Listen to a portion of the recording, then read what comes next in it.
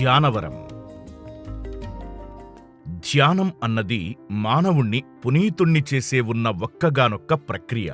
ధ్యానం మానవుణ్ణి దివ్య మనస్కుడిగా రూపొందిస్తుంది. ధ్యానం వలన ఆధ్యాత్మిక సంపద పెరుగుతుంది. ధ్యానం వలన సుఖం, ఆనందం, బ్రహ్మానందం కలుగుతాయి. ధ్యానం ఏమీ లేకున్నా అన్నీ ఉన్నట్లే. ధ్యాని నిత్య సుఖి. ధ్యానం అన్నది పూర్ణ కైవల్య సాధనా మార్గం. ధ్యానం చెయ్యటమంటే పరమాత్మగా, పరమాత్మలో నిమగ్నుడై ఉండటమని భావం. మనమందరం విశ్వశక్తి స్వరూపులమే. ధ్యానం వలన మనలోని విశ్వశక్తి ప్రచండంగా విజృంభిస్తుంది. కనుక ధ్యానమన్నది ఒక్కగానొక్క అద్భుతవరం అనడంలో అతిశయోక్తి లేదు.